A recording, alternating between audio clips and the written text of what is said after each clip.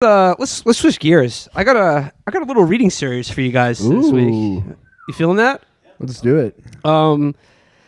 This is a medley that I've arranged here, and this is a return to a classic character.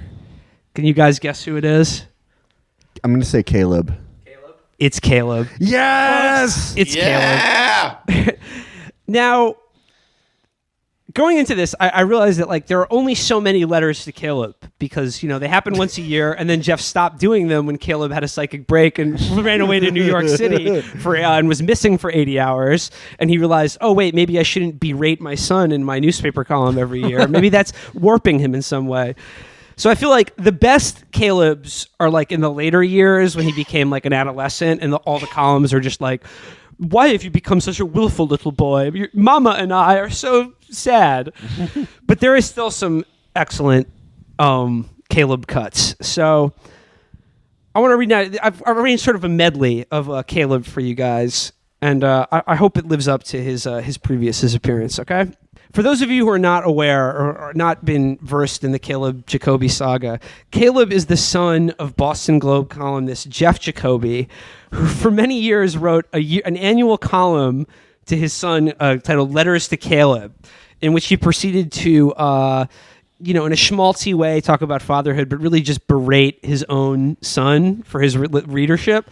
And then when he was a teenager, I think back in 2014, Caleb ran away from home and went all the way from Boston to New York City and was found, I think, in the M&M store in Times Square after being missing for 80 hours. And the letters to Caleb that I discovered as a result of this are sort of the Rosetta Stone for why and how this happened. So, like I said, this is a letter written to a very young Caleb, and it begins, "My beloved Caleb, you gave me a real jolt a few nights ago. You had just gotten into bed for the night, and I was sitting with you so we could talk for a few minutes before saying goodnight. Papa, you announced, I will get a gun."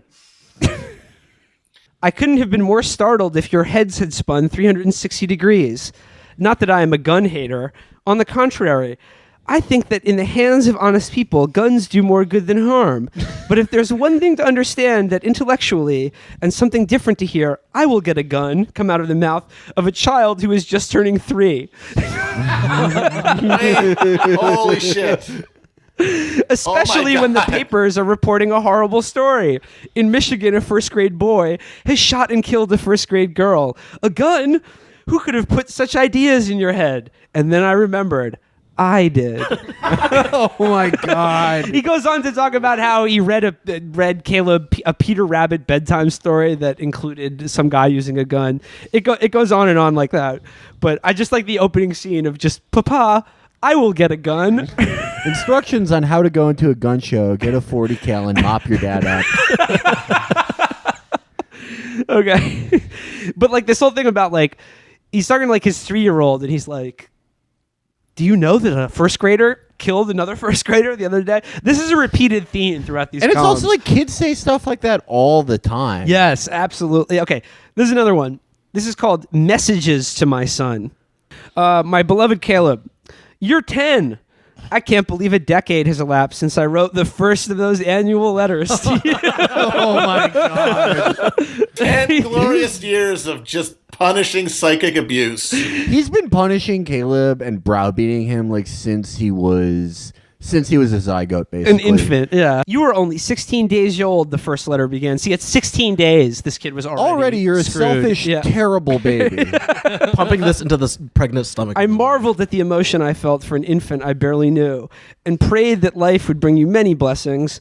But the real point of that letter was that I was already thinking about your character and how much I wanted you to grow up to be decent, kind, and honest. Like every parent, I want you to do well, I wrote, but more than anything else, I want you to do good. 10 years later, I know so much more about you than I did then. I know that you have a good mind and are an avid reader.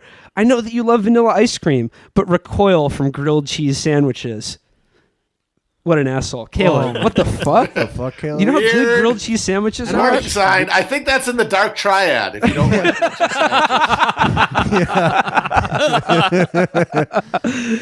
I know that you will try to brazen your way through even the most obvious lie. I know that you're an uncomplaining patient when you're sick and a champion sulker when you're angry. I know that you dote on your little brother. I also know that your formative years are speeding by. For better or worse, your upbringing is half over. And it's half over, but your life is already over because those first 10 years have already completely warped you beyond any hope of becoming a normal human being because of your ridiculous, awful parents. But Caleb, that's in my letter to you. But the message of that first letter, character matters, and I want yours to be good, is one that I still try to communicate to you. You've certainly heard me say it often enough. When I asked you a few weeks ago to tell Micah what I want both of you to be when you grow up, you knew the answer. A good person, you replied, with a here we go again roll of your eyes. That's, by the way, that's the most sacrilegious shit, is to name your sons after, like, characters in the Bible who, like, picked up mountains and threw them to defend the Hebrews, or whatever the fuck is in the Bible. But it's, your sons are just, like, candy stealing kids who don't talk because you've ritualistically browbeaten them and abused them. You've like fucking tied them down and hit them with William Bennett books. The Clockwork Orange, but it's a fucking Dennis Prager YouTube video. Okay, here we go. I'm skipping a little bit, but Jeff continues. Some messages I try to convey through behavior more than words. I want you and Micah to become loving fathers and husbands, so I make sure that open affection is something you see and get a lot of. Some men are inhibited about kissing or hugging their wives or addressing them with terms of endearment. You're growing up in an environment where your father makes no secret of his love for your mother. Caleb, I'm not dicking down your mom on the kitchen table for me. Caleb. Well, that's funny because he's like, I want you to grow up where like positive male and female roles are like, just are modeled to you every day, which is why I refer to my wife as mama in every one of these columns that I'm writing to you. Caleb, a wife is a woman who you fuck, and she's also your mom. Every woman is a mom. Caleb, I have no idea why you're fucked up. It gets better. Any way. It gets better. I hope your children will grow up in a similar environment. Speaking of your children, I have been shamelessly propagandizing you for years on the advantages of marrying early and having lots of kids. Two things I didn't do but wish I had. When you're 22 years old and you get married and have 5 children, I remember asking you when you were about 4. Oh my God. Ready for this? What will their names be? You said they would all be named Caleb.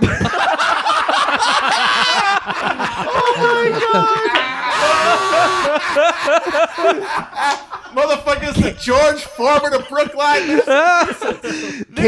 Caleb is the resistance. Think about how this is like a David Cronenberg movie. This is so fucked up. You could replace. This is like fucking Dogtooth. yes, it is. Sister in the fucking bathroom until they make a baby. Sorry, I'm going back to the decency matters most column. This is really good. So remember when I said in his first letter to his kid, he's like, I just saw how innocent you were, and then we immediately thought of all the evil that exists in this world. The title of this one is Decency Matters Most, Caleb. It begins, as they all do. My beloved Caleb, you haven't gotten much bigger since last March. You're only 3 inches taller and 3 pounds heavier, but those aren't the only ways in which you've been maturing. When you turned 4 last year, he's not mature, he's a fucking toddler. It's like measuring his skull size. When you turned 4 last year, you were so stricken by the thought of a celebration that would make you the center of attention that you didn't even want your nursery class to share a cake and sing happy birthday. But when you turned 5 this month and Mama arranged a small birthday party, you enjoyed every minute, even when your friends sang happy birthday twice. And do you remember how, after the puppet show and ice cream, you couldn't wait to take the kids upstairs so they could all clamber to the top of your bunk bed? When we first got you that bed 9 months ago, even getting into the bottom bunk made you uneasy. Not anymore. Okay, so it goes on. Not that we're in any hurry for you to grow up. You are a happy, secure, and deeply loved 5-year-old boy. And it would secure. Your 401k is doing great. And it would be a crime to let you learn too soon just how unhappy, insecure, and hateful a place the world can be. That is why for you, last September 11th was just another day in pre-kindergarten. Oh my God. Caleb, to ease you into the trauma of 9/11, I've painted hints about the Holocaust into your bedroom.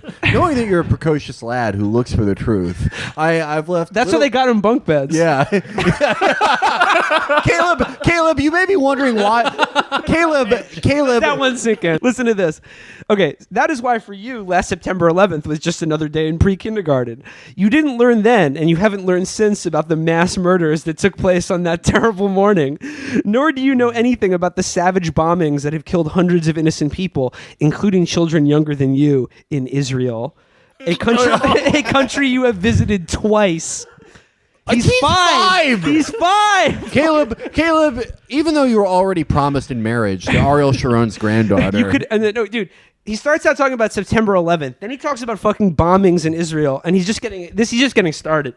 He goes, "You have never heard that a mother in Texas drowned all her 5 children in a bathtub. Priests committing sexual abuse? ? Anthrax sent through the mail? Of all these horrors, you are blissfully ignorant. For now." That is not to say you don't know that terrible things can happen in the world. You've learned in preschool, and we've talked about at home, some of the atrocities that are recorded in the Bible. Pharaoh's malevolent decree to drown every Jewish baby boy, for example. But it is one thing to know of such episodes and stories from long ago. It is far more unsettling to know that evil and terror are all too real parts of the world you now live in. He goes on. Of course, I hope that you are never the cause of injustice or suffering either. Caleb, I hope you never become radicalized. No, that is why we place so much emphasis on the importance of kindness and decency and not hurting other people. Do you remember the day last summer when you bit a girl in your preschool camp because she took the marker you wanted? When I heard about it that evening, I was appalled and insisted that you apologize right away.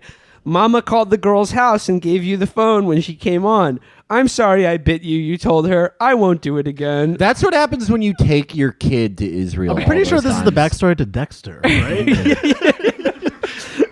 The reason we make such a big deal about how you treat other people is because we know what can happen when they don't make that a priority. Their children sometimes grow into monsters who fly airliners into office buildings or detonate bombs in crowded pizzeria or prey sexually on teenagers who turn to them for counsel. What the fuck? If only Muhammad Atta's father had written a letter, the Cairo Post, to him every year.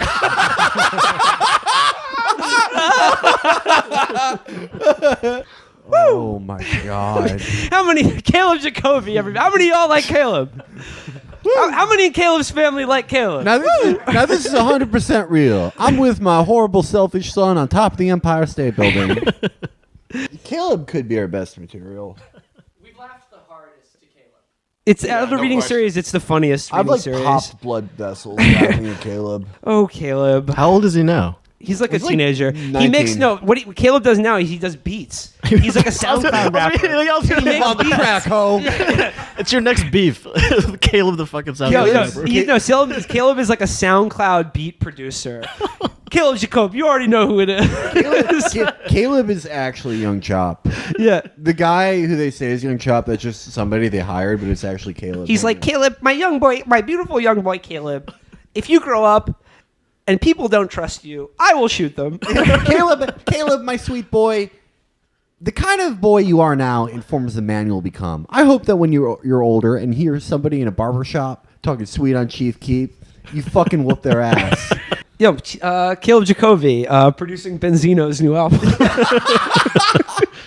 Yeah. No, it's look it up. Like, I mean, like I said when we first said, I'm not making fun of Caleb. I'm glad Caleb he's doing seems like a beats. good He seems guy, like yeah. he seems like a good Caleb guy. has been through enough. Yeah. But like all his beats have titles like on the grind, resilience, hard work. He's definitely going to have 5 kids by the time he's 22. I'm totally confident of that. Just like how Jim Davis is the final authority on canon, Jeff, Caleb's father, is the final authority on all Caleb canon.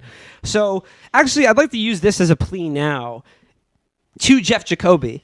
Jeff, please start writing these letters to your son every year again. Please. I can't deal that like it's a limited run on these. I need more. Wait, doesn't he have another kid or something? Like Your entire style is chum. Oh yeah, he has a younger brother, Micah. Jeff Jacobo, please start writing letters to Micah now. There's still time. That's a really good question. Like, why doesn't he write these to Micah? You want to hear something flaked out? Yes. I think it's because Micah's adopted. Oh. He talks about that in the column. I don't know. Only my blood gets my letters. He has someone else write a letter to him. As a child of adoption myself, I think that's mega fucked up. That's, yeah, that shit's fucked, yeah. If you're going to be writing letters to all your kids about how selfish they are. That was a joy to share with you guys, as always. It was a joy to share with Virgil for the first time, and of course with Leon also for the first time. And with you, the listener. I always love talking sexy to you, the listener, like a real warrior do. The difference between wannabes like you and a real warrior like me is you just a wannabe. You won't post a pixelated bird online.